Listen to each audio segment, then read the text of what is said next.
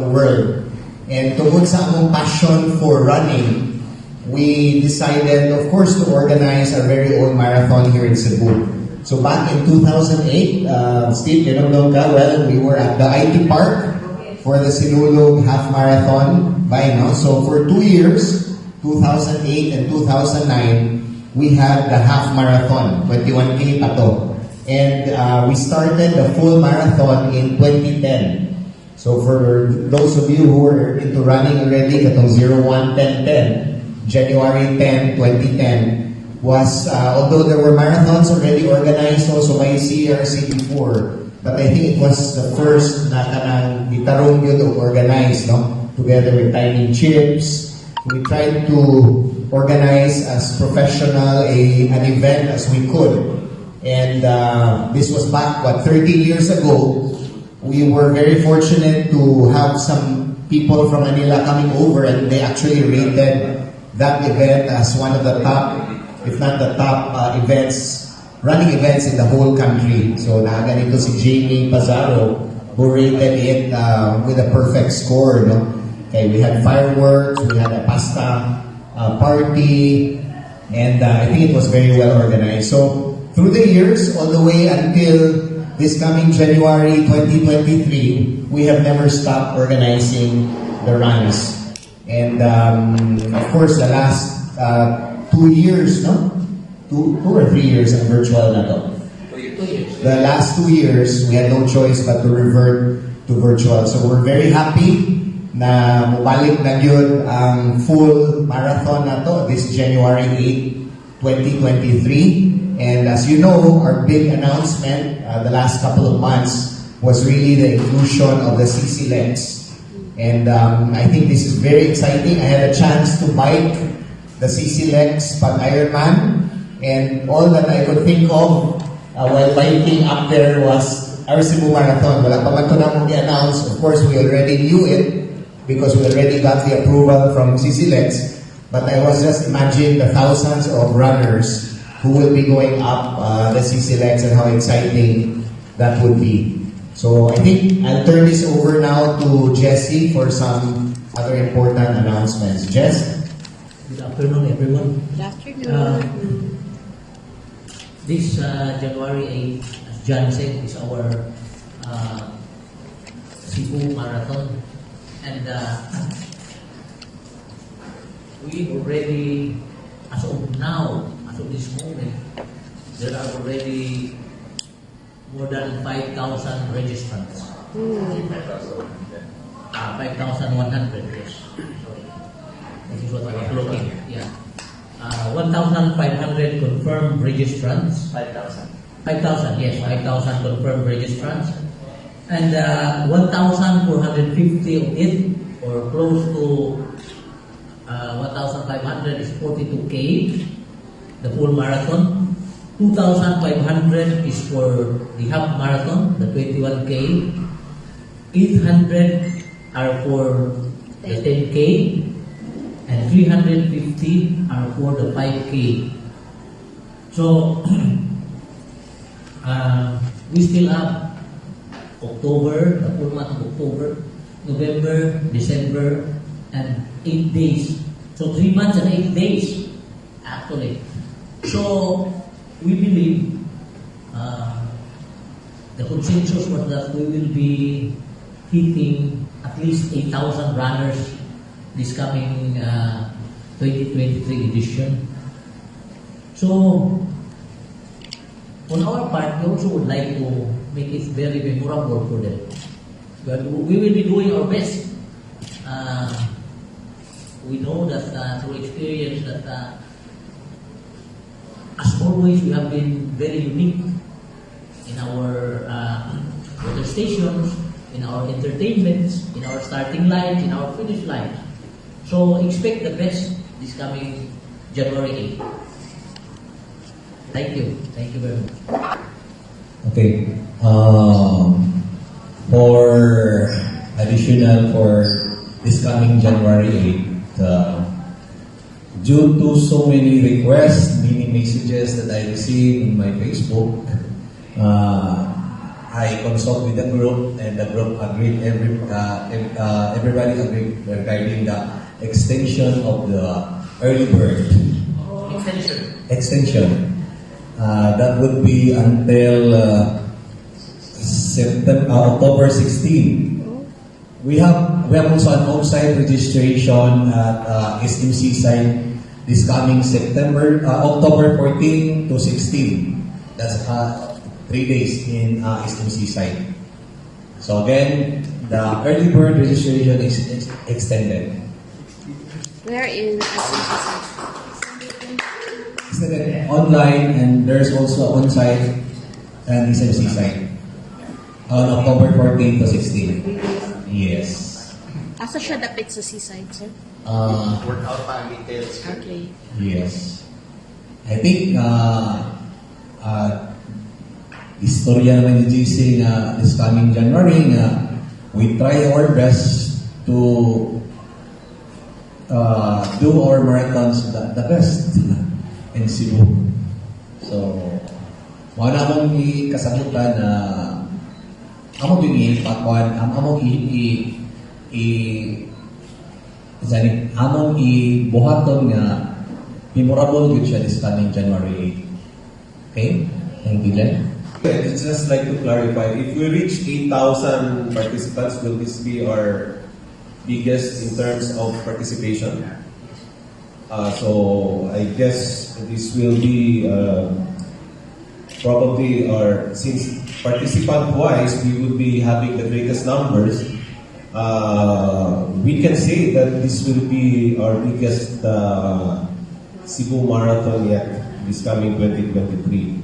And it's a good thing because I'm sure many of the runners are excited, enthusiastic, and I can see a lot of runners already starting with their training as early as last month, September. With the pandemic that has happened or that is still going on, and with the lockdown and everything and all the problems that we had and we are still having right now, this is probably a good thing that all of us can be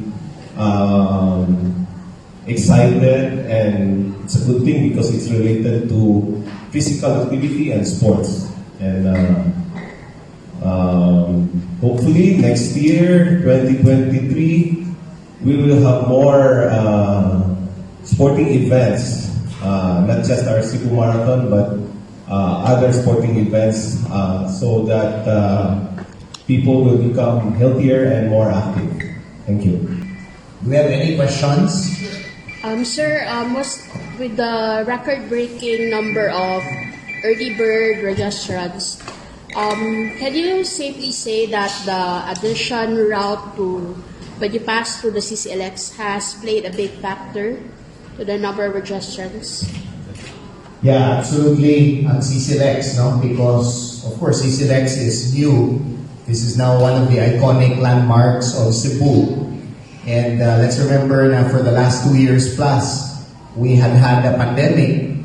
Bagkura na the last few months na nabalik ang atong run. So I think the combination of everybody not having joined the face-to-face runs and the introduction for the first time of the CCLEX, I think is a very good combination that really excited the runners. Not just in Cebu, no? We don't have the numbers. Maybe next time we will relate to you the number of countries that are nationalities that are participating. But because ng CCLEX, only 2 events so far are confirmed to use the CCLEX. We know that the Ironman event last August was the first one. That was of course the cycling event. And then karon for running, ang ato lang yung Cebu Marathon. We don't know what will happen in the remainder of next year. But we're very proud that for the running event, the Cebu Marathon, our very own, will be the first to use the CCLEX. So I think everybody's excited with that one. It is not just the bridge, it's the closed bridge. So runners will be running on it all by themselves. I can still remember that way back in 2010, we closed Osmeña Boulevard, and then we also closed the SRP. And it's a very nice feeling to run. As a runner, we close with the road closed, and you can see everything on the sides. So, as I said, the bridge, closed bridge all by yourself, all by the runners themselves. Nindot you guys, yeah. Talking about the bridge, no, I want to ask Steve. Steve has run 43 marathons around the world. Steve, I'm sure you have run many marathons on the bridge, Hong Kong, 𝘭𝘰𝘰𝘯𝘰𝘠, and many others. No? Can you share with us ang imong experience on the bridge? Well, I've run marathons before na passing by the bridge, and I think the first time was sa Manila. We passed by Condura. Yes. It's a very exciting feeling. You're overlooking and looking at the bridge, and all the runners either behind you or ahead of you. You see all the people, and then you look back, all the other people are, struggling while they traverse the road. It's very exciting, and you can, especially with CCLEX, that if you notice coming from the other side, the 𝘭𝘰𝘰𝘯𝘰 side, and when you look at the bridge, it's so nice to see, right? When we're just driving in the car, you can see the other cars up ahead, trying to go towards the area. Just imagine when you're running and you see all the other runners up there. It's going to be very exciting. Just like also, I think this is even more exciting, the route, than the Hong Kong. Hong Kong also features 2 bridges, but shorter ones. Shorter ones. Macau, yes. But this is another. And we're proud to say, as Cebu Marathon organizers, that we also initiated and was successful in creating, excitement for the runners when we also added the route, tunnel, and then SRP, because that was also the first time that the tunnel was being passed by without, of course, cannot go there if there are vehicles, but entirely close, you go to the tunnel, it's also a different feeling. So I guess this one is really going to generate a lot of interest. If those runners who will not be running this edition, I'm sure in the coming editions, when they hear the stories from the other runners who will be participating, they will surely try their best to join this, especially with this scenic CCLEX route. Thank you. Questions? Yeah. Dave? Sir, certain year Cebu Marathon was presented by Games. So will this be the same? Now, no deal. We will see in the future, no? Because it took a lot of the expenses involved there were very high. We had to bring in somebody from Australia to do the actual measurements. So not in the 2023 edition, but we will see in the future editions. But you're right, it was IATF, IWAF. IATF. So it was internationally accredited. Question? Yes. I've gone through the online registration, but there's no mention there of vaccinated or so not the requirement if you're vaccinated. Yeah, as of now, no, we're of course very dependent on the government policies. We're very happy that so far, especially the last month or so, diba, generally our cases have been low. So we hope, because kibaw na biyata na everything is so fluid, but we're very dependent. But as it is right now, hopefully, kanang cases will not rise so that we don't have to have that particular requirement. number so far that we're trying to break? We don't remember the exact numbers, pero as Steve mentioned, I think this one will be the biggest. So very quickly, as of now, no, actual getting paid, 1,450 already sa 42K and 2,500 already sa 42K.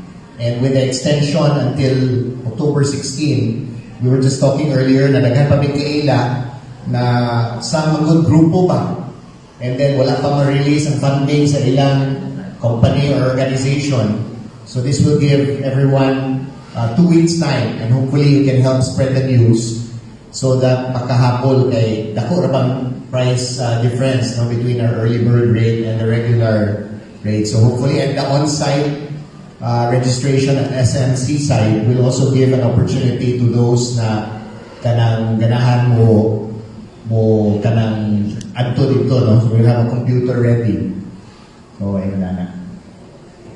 For about 2018 marathon and 2021, record number 5,081. Total. I think in the earlier years, we had one at daghan kay 3K or 5K to add to the numbers, no? But I'm pretty sure ang 42K and ang 21K, which are the two highlights of our event, for sure they will be the record numbers na to. Your poised that was surpassing yung 2018 record. Yeah. Yeah. I think with 5,100 karon Dale, Surpass another. and 2 months no, to go. Let's remember we don't feel it yet now, no? But the Sinulog is very much a part of the Cebu Marathon. Diba? It's the festive atmosphere, and I think that's what attracts a lot of the runners as part of, as what Joel mentioned earlier, ang atong very festive na hydration stations. No? Of course, one of the best nato is Elos, thanks to Steve and Gerard and the group. One of the best hydration stations, may banda, may dancers, loud music, may pagkaon. So we're looking forward to that, especially again after all the virtual runs na to. So we hope that you will not only publish and write about it, but you'll also run. To those who just arrived, we're giving you a free slot of your choice. 42, 21, or 10K. Minimum of 10, ha? Rough description of the round. Yes, Well, quickly, ang ruta na to, well. Okay, 42K. Of course, everybody knows our starting area will be SM Seaside. Not 42K, the gun start is exactly 2 p.m. 2 p.m. So, from SM Seaside, magawas ta sa SRP, 𝘭𝘰𝘤𝘢𝘊𝘐 ta sa 𝘭𝘰𝘤𝘊𝘐, dito go ito mong baling. Then, we're using on CIT side of the road, going to Birama. Then, Birama, this is 42K, Birama, then, Birama up to the corner of Banawa area, China Bank, then right turn to Capitol, then down to Osmeña Boulevard. Then our first U-turn will be in front of City Central School. So that's at 8 kilometers. Then we'll make the U-turn same route, going to Capitol, Imbeles, Birama, Bacalso, 𝘭𝘰𝘤𝘢𝘊𝘐. Pagtungtong yun nila sa pasakan sa CCLEX against the flow, kasi sugato na to ang sakyanan silbi ba, pero close naman na. Going to Cordoba against the flow at the foot of CCLEX, that's already 16 kilometers. Then go straight to Cordoba, then sa toll gate, nadala itong U-turn, second U-turn for the 42K, then going back to SRP, then all the way to Talisay, then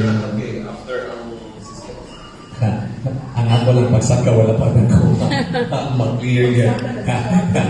So pagbalik nila, Patalisay, Tagamay, murag sa Laray na ganda sa among mapa, kay sa atong mapa na i-post, subject to change pa yun na siya, kay we do not know by sa kanang coming days bitaw na mga changes na nag-road repair na so all tibok na tong ruta is something to change pa gyud siya. Pero as of now, mao na itong ruta, then going back to Talisay, then going back to SM Seaside, mao na itong 42K. For the 21K, from SM Seaside, go straight yun na sila dito sa CCLEX sa tollgate sa Cordoba, then U-turn, then balik sila rin sa SRP, kukuhin lang sila rin lapit sa El Corso, then make their second U-turn, then back to the finish line. Then for the 10K, still from SM Seaside, sa ito lang sila sa puntahan.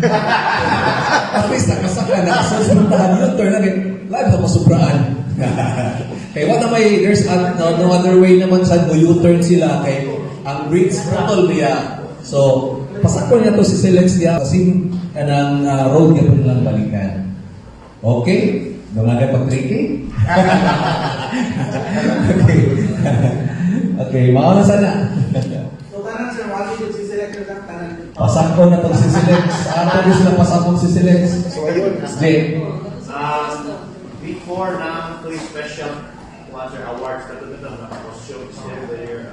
I think na murag na agya punta. Na agya punta karon.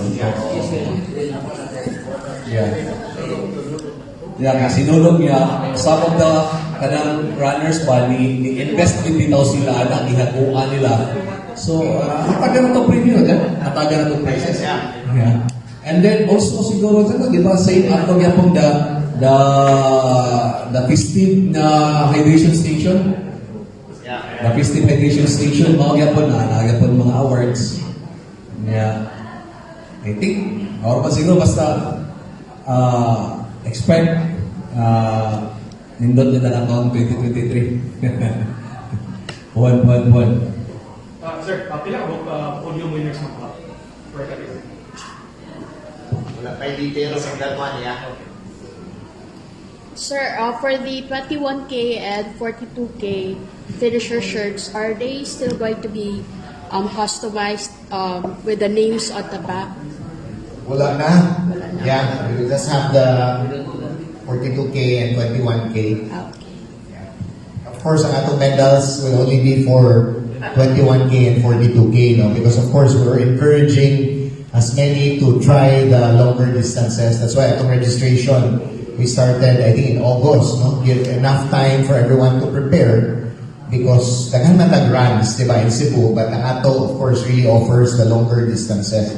So hopefully, with 3 months to go pa, even now, if they register, I think if regular lang ilang running, still madapang 21K, diba? By the way, our finishing times, our cut-off times are very, very generous. So 8 hours for 42K, 4 hours for 21K, 2 hours for 10K, and 1 hour for 5K. We've taken into consideration, of course, the bridge, no? Although I can tell you, i-bike pag ginagong bridge, it's not really that steep yun. About 5 to 6% gradient. So, bike, pwede na namin mo i-sprint, bulod ka. Diligid kayo siya. Totoo pas taas. So, very generous cut-off times, no? Again, to really open it up to everyone and again, convince the runners to go for the farther distance. Sir, as for the medals, just a little preview. We are going. Each year you highlight the medals according to the Cebu culture. So what is it this time?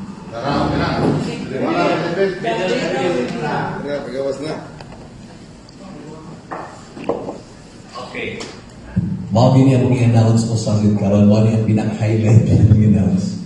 Siya ron ni sila mudagan. Okay, picture. Magmahay juga, Miss D, magmahay juga thinking. Sige, natay explanation, no? So, this is in the form of a puso. Puso ang atong form, no? Because, of course, Cebu is really very much aligned with the puso, di ba? In fact, many years back, we also had a puso na medal, diba? So again, this is in the shape of the puso. And of course, ang symbol of the CCLEX, no? At the top, together with the heart that we see, with the cross that we see lighted at night. And so morning, hopefully this will excite. This is the first time that we are showing this to anyone. And we hope, okay, we know that there are some medal di nila apas. Yes. So we hope that this will convince some more runners na wala naka-register to join, no? Doon sa atong medal. So, napani, maybe a little bit fine-tuning, but this will be in the shape yun of a puso. So, puso gini. And then, no? We can see the bridge there, the date. Event there for the bikers, the cyclists, and for the first time, the runners will be able to run up the CCLEX and see the view of the whole city. So we have the 42K, 21K, 10K, and 5K, and we're happy to also announce that we have extended the early bird registration until October 16. So 2 weeks extension, and we're going to have an on-site registration because we've only had an online registration. So the on-site registration will be from October 14 to 16 at the SM Seaside. So for all those, we know that there is still a lot more who have not registered. You can take a look at the medal and be inspired by the puso and the CCLEX bridge with a cross. So we hope because of the medal, because of the CCLEX venue, that you'll be able to join us. So we're looking forward. We have over 5,000 runners registered already, and we're hoping that you'll be able to join us for this Sinulog event also. Thank you.